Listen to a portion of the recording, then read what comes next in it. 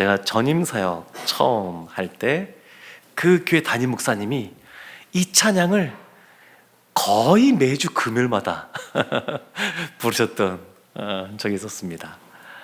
저도 굉장히 익숙한 찬양이고, 그리고 찬양은 계속 그 가사를 생각하면서 찬양이 곡조 있는 기도이지 않습니까? 그와 같이 함께 찬양하면 하나님이 주시는 은혜가 있고, 그리고 시간이 지나도 그 찬양 생각하면 그때 언제 하나님이 특별히 더 은혜를 주셨는지, 요즘 인생 노래에 그런 말이 있죠. 네, 그것처럼 딱 기억에 남는 그러한 때들이 있습니다. 우리가 하나님을 알아감에 있어서 참 하나의 시각만이 아니라 하나님을 입체적으로 우리가 성경 말씀 보면 여러 면에서 하나님을 우리가 알아갈 수가 있습니다. 오늘 우리가 힘을 내세요, 힘을 내세요, 이런 찬양을 불렀습니다만, 하나님이 우리를 도와주시고 함께 하시고 위로해 주시고 격려해 주시고 다시 한 번 더 응원해 주시는 그러한 부분도 있지만, 또 한편으로는 오늘 전하고자 하는 말씀의 핵심은 그런 부분만이 아니라 마땅히 믿는 자로서, 신자로서 해야 될 일들을 마땅히 해야 된다. 그리고 그것을 위해서 열심히 달려가야 된다. 그렇게 하나님께서 우리에게 말씀하시기도 합니다. 주님이 우리를 잘 아셔서 우리를 섬겨주시고 사랑으로 품어주시고 그렇게도 하시지만, 그러나 예수님이 누가복음의 비유의 말씀으로서 이런 말씀을 하셨는데, 주인이 이 종과 함께 밭에 가서 일도 하고 집에 또 들어왔는데, 그러면 그 종에게 아침부터 저녁까지 떼약 뺏어서 열심히 일했으니까 너는 저녁을 우리 나중에 먹고 일단은 좀 씻고 쉬어라, 이렇게 말하는 것이 아니라 주인이 종에게 이제 내가 배가 고프니 저녁을 차려라, 그렇게 말한다는 겁니다. 그러면 그 종이 너무 피곤하지만 그래도 주인이 먹을 음식을 준비합니다. 그리고 딱 차려놓습니다. 그러면 주인이 잘했다, 칭찬해 주는 것이 아니라 본인이 밥 먹을 동안에 옆에서 시중을 들게 합니다. 그리고 마지막에 종이 보이는 반응은 뭐냐면, 저는 무익한 종입니다, 그렇게 말하는 것이라고 예수님이 비유로 알려주셨습니다. 그러니까 신자라고 하는 것은 당연히 우리가 주님께서 우리를 발도 씻겨주시고 사랑의 품으로 품어주기도 하시지만, 우리는 주님의 종이기 때문에 그 주인을 위해서 당연히 주인의 마음을 기쁘게 해드리기 위해서 종으로서 해야 될 일들이 있습니다. 우리가 삶을 살아가면서 우리의 감정과 사실 사이에 괴리, 간격이 벌어질 때가 있습니다. 예전에도 보면 8월 15일 하면 기억나는 것이 광복절이죠. 근데 그때 1945년 8월 15일 날 라디오를 통해서 일본의 왕이 항복한다, 그런 것이 소식이 전파되었습니다. 근데 이야기를 들어보면, 기록에 보면, 그러면 사람들이 그걸 듣자마자 나와서 만세를 부르고 했느냐? 그러지 않았다 그래요. 많은 사람들은 일본이 패했구나, 이것을 알지만 여전히 갑작스러운 그 소식에 의해서 지금 이 상황이 무슨 상황인지 잘 이해를 못하고, 심지어 9월 9일 날 미국의 그 미군 사령관이 그 정권을 인수받을 때까지 그 일본 총독부에, 그때 아베 총리가 일본 총독부에 있었는데, 그 사람이 정권을 이양할 때까지 다스리고 있었습니다. 그러니까 8월 15일 날 광복이 되었음에도 불구하고 사람들이 실감을 잘 못하는 겁니다. 하루가 지나서야 많은 사람들 나와서 우리가 광복이 되었다 만세를 부르기 시작하고, 그리고 9월 9일 날 법적으로 이제 모든 권한이 넘어온 이후에야 우리가 진짜 이제 일본의 지배에서 벗어났구나, 그것을 깨달았다고 그럽니다. 사람은 이와 같이 감정과 사실 사이에 이 간격들이 있는 것을 보게 됩니다. 다음 주에 우리 교회 한 전사님이 결혼을 하거든요. 근데 결혼식을 할 때 성부와 성자와 성령의 이름으로 결혼을 선포합니다. 선포하면 그 즉시로 남편이 되고 아내가 됩니다.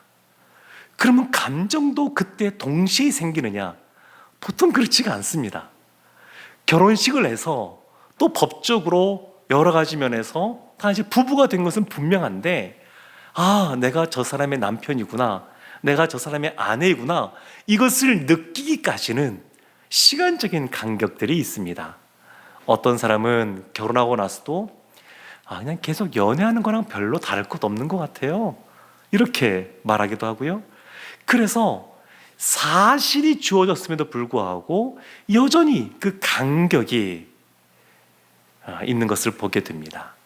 오늘 본문이 시작하는 로마서 6장 12절 바로 앞부분에 11절 말씀이 나오는데, 그 11절에 이렇게 말씀이 기록되어 있습니다.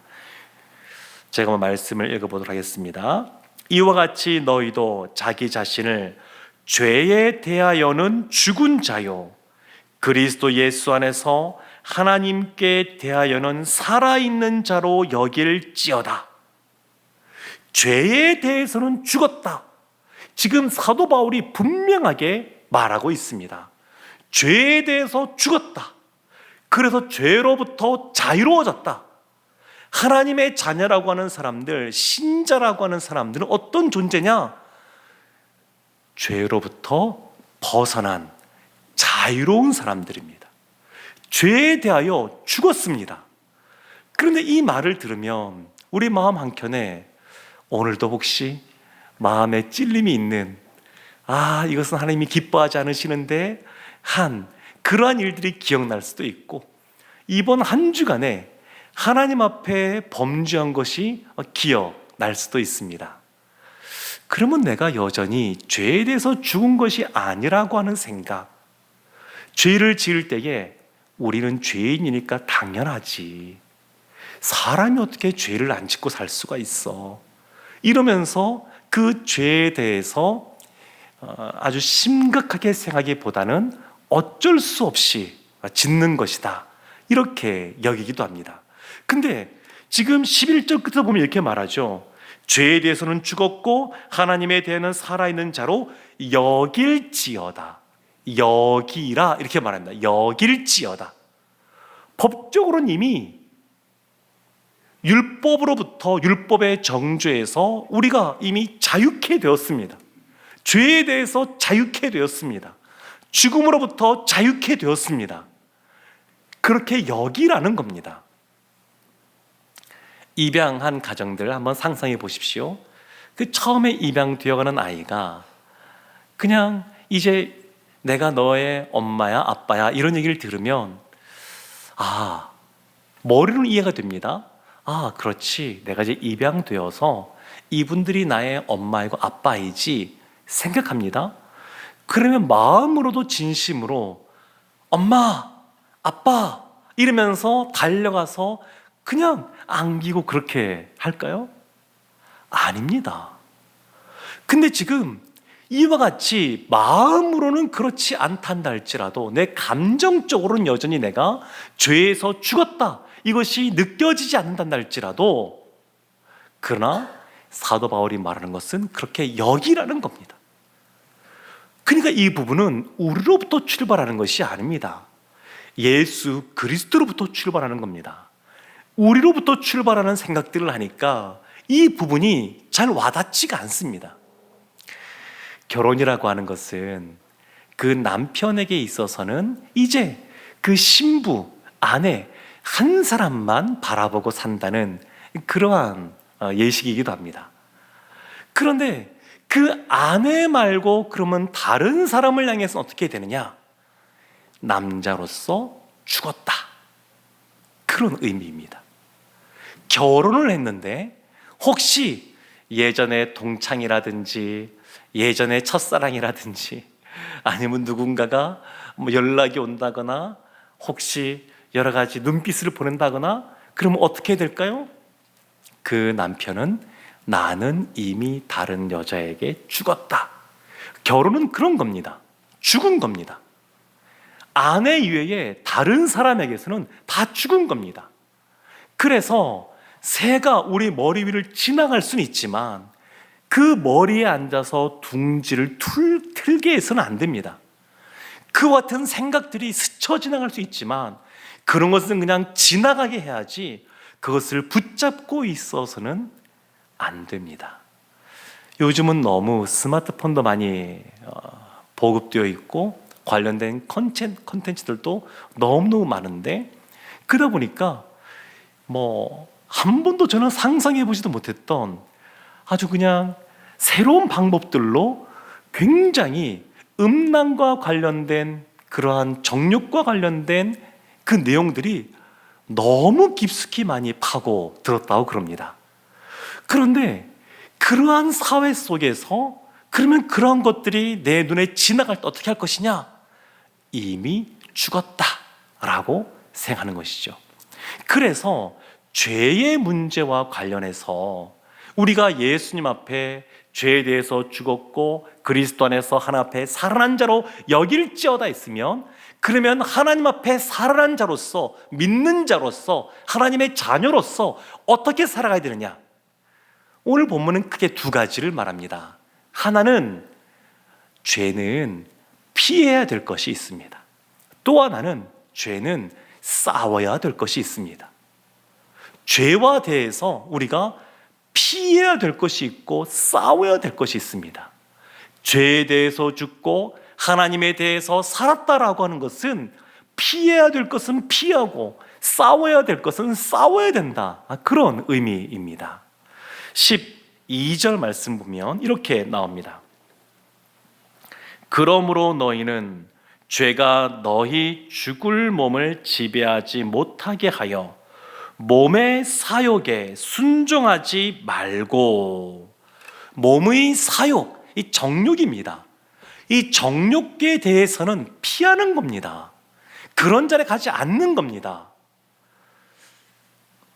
저는 클럽에 가본 적이 없어서 그것이 어떤 곳인지 잘 모르겠습니다만 여러 가지 기사라든지 아니면 드라마나 영화라든지 보게 되면 짐작은 됩니다.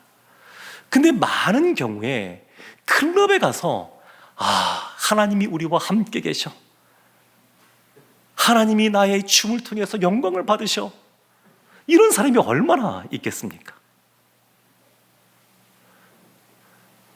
세상이 너무 악해져서 상대방에게 그냥 몰래 무엇인가 타서 정신을 잃게 만들고, 저는 기사로만 봐도 세상이 이런가 싶은 그런 생각들이 듭니다. 그러니까 이런 것은 피하는 겁니다. 세상 친구들은 아무 의식 없습니다. 그냥 그것이 어때서 우리가 좋으면 되지, 그냥 하고 싶은 대로 하면 되지, 이렇게 말을 합니다. 그런데 그런 것은 피해야 될 자리입니다. 피해야 됩니다. 또 하나 싸워야 될 것이 있습니다. 그것이 13절에 이렇게 나옵니다. 또한 너희 지체를 불의의 무기로 죄에게 내주지 말고 오직 너희 자신을 죽은 자 가운데서 다시 살아난 자 같이 하나님께 드리며 너희 지체를 의의 무기로 하나님께 드리라. 불의의 무기로 죄에게 내주지 말고, 왜 불의의 무기로 죄에게 내주지 말아야 될까요? 우리는 죄에게 이미 죽은 자, 우리에게서 죄는 이미 죽은 것, 우리는 더 이상 죄의 종이 아닙니다. 그래서 죄에게 그러한 불의의 무기를 내주어서는 안 됩니다. 우리는 하나님의 종입니다. 그래서 의의 무기를 하나님께 드려야 됩니다. 이 부분은 굉장히 이 사도 바울이 피 흘리게까지 내가 죄와 싸운다라고 하는 것과 맞닿아 있습니다. 내일이 새생명 축제입니다. 어떻게 기도하고 작정한 대신자분이 오신다고 말씀하셨습니까? 아니면 안 올 것 같으니까 내일 바자회부터 참석하지 말아야지 이렇게 결심하고 계신 분 혹시 안 계십니까? 보통 우리가 새생명 축제를 하거나 아니면 전도할 때 이런 표현을 많이 씁니다. 예수님 믿으면 행복해집니다. 주님 앞에 나오면 많은 그런 마음의 짐들을 내려놓을 수가 있고 또 회복이 됩니다. 틀린 말 아닙니다. 그런데 이것이 너무 강조되면 예수님 믿으면 구원받은 백성으로서 천국 티켓을 이미 쥐고 있습니다. 이것을 너무 강조해버리면 예수님 믿은 다음에 어려운 문제가 발생합니다. 예수님 믿고 오랫동안 그 기도 제목이 이루어지기를 기도했는데 이루어지지 않더라고요. 제가 신방하면서도 그런 이야기를 지금 하면서도 들을 때가 있습니다. 예수님 믿으면 인생의 모든 그러한 괴로움과 슬픔이 다 벗어나고 그리고 늘 주님 안에서 감사와 기쁨만 있을 것처럼 생각을 했는데 실제로 예수님 믿고 살다 보니까 물론 하나님께서 그럴 때도 있지만 때로는 여전히 우리가 짊어져야 될 십자가, 그 짐들이 있는 것을 보게 되면 마음에 시험이 들기도 합니다. 그래서 교회에서 신앙생활하면서 오랫동안 열심히 섬기고 봉사하고 그리고 애썼는데 왜 시간이 지나서 저에게 이와 같은 질병이 생겼습니까? 왜 사업이 더 어려워졌습니까? 이런 것 때문에 힘들어하는 분들이 계십니다. 근데 이것은 우리로부터 생각이 출발해서 그렇습니다. 하나님은 우리를 어떠한 존재로 부르셨냐면 강군, 강한 용사, 군대로 우리를 부르셨습니다. 예수님이 누가복음 그 비유의 말씀을 통하여 종이 해야 될, 마땅히 해야 될 것, 그것을 말씀하신 것처럼 하나님의 사람은 하나님 나라를 위하여 싸울 군대, 의의 무기를 가지고 싸우는 그러한 군사로서 부름을 받았습니다. 군대 가게 되면 행군 같은 거 하게 됩니다. 근데 행군할 때 발에 무좀도 좀 있고 물집도 좀 잡히고 그 전 더 이상 행군 못 하겠습니다 이러고 군화를 벗을 수가 있을까요? 없을까요? 없습니다. 훈련소는 요즘에 좋아져서 그냥 그러면 돌려보내기도 한다 그럽니다. 그러면 그 사람은 군대 안 가느냐? 그게 아니고 다음에 또 훈련소 다시 들어가야 됩니다. 근데 일반적으로 군인은 그럴 수가 없습니다. 아침에 기상나팔이 붑니다. 그러면 그 기상나팔 소리를 듣고 나는 오늘 좀 피곤하고 좀 졸리니까 일어나지 말아야지. 그리고 안 일어날 수가 있겠습니까? 아닙니다. 일어나야 됩니다. 못 일어나는 사람은 딱 한 가지 경우밖에 없습니다. 죽은 사람. 살아있는 군인은 다 기상을 하게 되어 있습니다. 하나님이 우리에게 원하시는 모습이 그런 모습입니다.